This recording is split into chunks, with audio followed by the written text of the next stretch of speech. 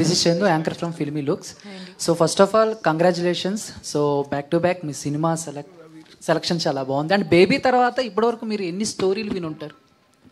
Like ఒక ఇమీడియట్గా విన్నదైతే ఇదే సార్. ఇదే అంటే చాలా మంది ఒక సినిమా హిట్ అయిన తర్వాత ఒక 50-100 స్టోరీస్ విన్నానని చెప్తారు కదా, సో ఆ నెంబర్ ఎక్స్పెక్ట్ చేశాను.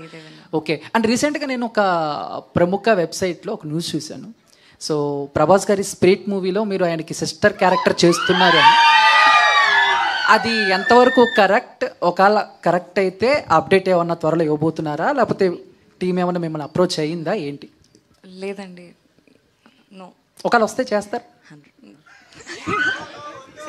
చెప్పండి, మీరు చెప్పండి. మీరు చెప్పండి. అంటే మేము చదివింది మిమ్మల్ని అడుగుతున్నాం, ఇలా వచ్చింది ఒక న్యూస్ అని. సో వస్తే మీరు చేస్తారని అడుగుతున్నాం. వస్తే డెఫినెట్గా చేస్తాను, బట్ ఇప్పుడైతే ఏం రాలేదు sir. Okay okay, thank you. Ashish is now our target. Sir, we dare to question you and you dare to answer. Yes, sir.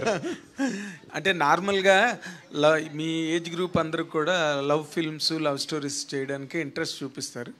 And more so the public also are inclined towards such films. But దీంట్లో దెయ్యాన్ని ప్రేమించడం గట్ట ఈ surrealism ఆ concept ఏదైతే ఉందో ఇందాక director చెప్పినట్టుగా, అది అంటే ఆడియన్స్కి రీచబుల్ కంటెంట్ అని అనిపించిందా నీకు? సార్ అంటే నాకు నరేట్ చేసినప్పుడు డెఫినెట్గా మా అందరిలో ఆ డౌట్ ఉండే ఆడియన్స్కి ఎలా రీచ్ అవుతుందని. వన్స్ మేము ఫస్ట్ స్టార్ట్ చేయడమే ఆ 404 అనే సెటప్లో స్టార్ట్ చేసాము. ఆ అపార్ట్మెంట్ ఏదైతే ఆ హారర్ ఫీల్స్ ఉన్నాయో 15 days షూట్ చేసాము. షూట్ చేశాక ఇది జనాలకి రీచ్ అవుద్ది. అప్పుడు దాకా ఐ వాజ్ లైక్, ఓ అంటే బాగుంది, వినడానికి బాగుంది, రొమాన్స్ విత్ గోస్ట్ ఆర్ గోస్ట్ని లవ్ చేయడం అనేది. బట్ ఎక్కడో నరేట్ చేసినప్పుడు మాకు కూడా చిన్న అంటే మాకంటే అందరికీ డౌట్ ఉండే, అంటే ఎగ్జిక్యూట్ చేసి చూసినప్పుడు స్క్రీన్ మీద అంటే హౌ పీపుల్ విల్ టేక్ అనేది it's a very big question for every one. So అది చూసుకున్నాక we were very confident that yeah ఇది ఒక లవ్ స్టోరీ లాగా చూస్తారు, కానీ ఒక డిఫరెంట్ లవ్ స్టోరీ, ఒక హారర్ లవ్ స్టోరీ లాగా చూస్తారు. కానీ ఒక్కసారి మీరు సినిమా ఫ్లోలో స్టార్ట్ చేశాక ఓ ఇదేంటి దయ్యంతో లవ్ అదంతా మర్చిపోతారని మాకు అనిపించింది. 25th మీరు అది చూశాక మీరు చెప్తే I think will feel good. అంటే ఓకే, మీరు కన్విన్స్ అయ్యారు కాబట్టి చేశారు సినిమా, కానీ but the concept of horror into a love story is always a risky zone. దాన్ని అట్లా how could you adapt yourself to that character? ఒక అమ్మాయిని ప్రేమించడం వేరు, knowing fully well that you are loving a devil, ఆ feeling వేరు కదా. ఒక యాక్టర్గా నువ్వు ఎట్లాగ అడాప్ట్ చేసుకున్నావు? సార్ అంటే ఇప్పుడు నార్మల్గా ఇప్పుడు ఒక అమ్మాయిని లవ్ చేయడం అనేది ప్రతి యాక్టర్ ప్రతి సినిమాలో చేసిందే. సో నేను ఫస్ట్ ఏం చేయాలి అనుకున్నప్పుడు నేను కొన్ని హారర్ ఫిల్మ్స్ చూశాను, Korean love story horror dramas. చూసినప్పుడు వాటి మేకింగ్స్ చూశాను. నేను మేకింగ్స్ చూసినప్పుడు ద వే దట్ యాక్టర్ ఎలా ఓన్ చేసుకున్నాడు అంటే హీ ఫెల్ట్ ఆమె దయ్యం కాదు అసలు, మీకు ఆడియన్కి ఆమె దయ్యం, బట్ నా క్యారెక్టర్కి ఆమె ఒక సోల్, ఆమె నా లవ్ ఆమె. సో నేను ఆమెను దయ్యంలా చూడట్లేదు, మీరు యాజ్ ఎ ఆడియన్ ఆమెను దయ్యంలా చూస్తున్నారు. కానీ నేను ఒక డైలాగ్ ఉంటుంది, సరే చెప్పొచ్చులే తెలియదు,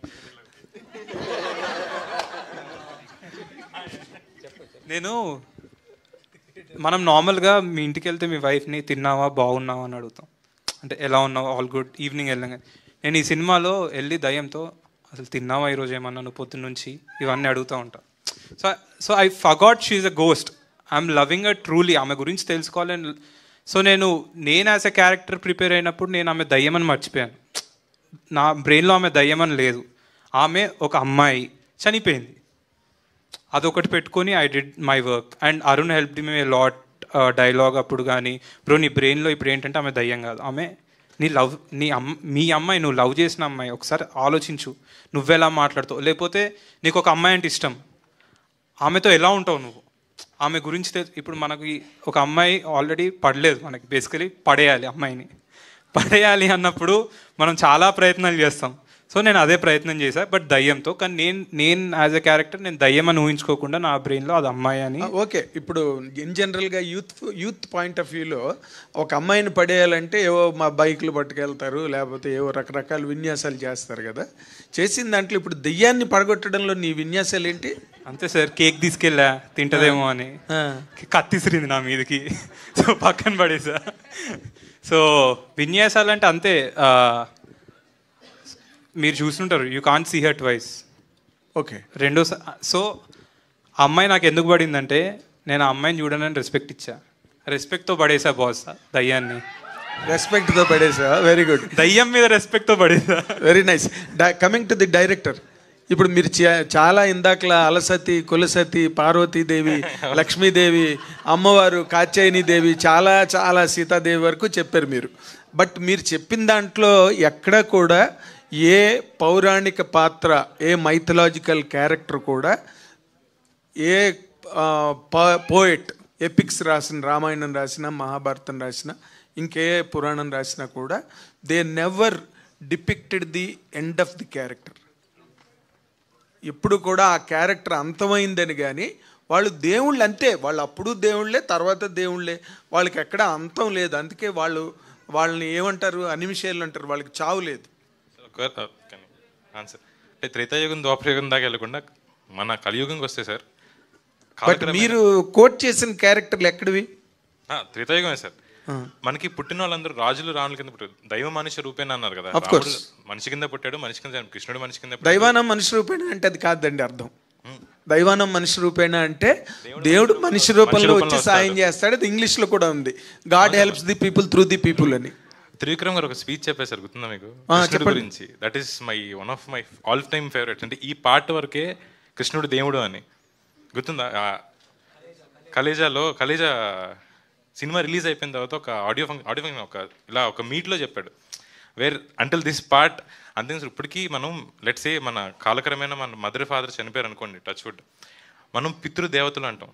ఉన్నంత వరకు అంటే చనిపోయిన వాళ్ళని పితృదెయ్యాలను, పితృదేవతలు అంటాం. సో అది మన పర్స్పెక్టివ్ కదా. చనిపోయారని వెంటనే దెయ్యం అవ్వచ్చు కదా. చనిపోయింది మన ఫాదర్ మదర్ అయినా. మీరు ఇక్కడి నుంచి తీసుకున్న పార్ట్ కరెక్ట్, పితృదేవతల నుంచి. బట్ ఇందాక మీరు రిఫర్ చేసిన పౌరాణిక పాత్రలు, దేవతలు, ఒకటి చాలా అడ్మైరింగ్ అనిపించేది సార్. సతీదేవి చనిపోయిన తర్వాత ఎందుకు శివుడు అన్ని సంవత్సరాలు వెయిట్ చేశాడు అని. శివుడిని ఐ ఫీల్ దట్ మా మదర్ నాకు చిన్నప్పటి నుంచి లింగాష్టకం చదివించి, అరే ఇది నీ కోసం రాశారా అని చెప్పేది. This is very Advent. I never share this with any one. ఎందుకు నాకు లోపల మూల ఎక్కడ ఉంటుంది నేను శివుడినేమో అని. ట్రూ అది అందరిలో కూడా ఉండాలేమో అన్న ఫీలింగ్. అర్జున్ అన్న క్యారెక్టర్ కి ఒక డైలాగ్ ఉంటుంది. మరి సతి కనిపించింది ఎక్కడైనా? ఉంది సార్, అది ఇక్కడ నుంచి ఒక 600 కిలోమీటర్ల దూరంలో ఉంది. Hopefully she seeing this. I can't talk to her. ఉంది సార్, నిజంగా ఉంది. Okay, good. అంటే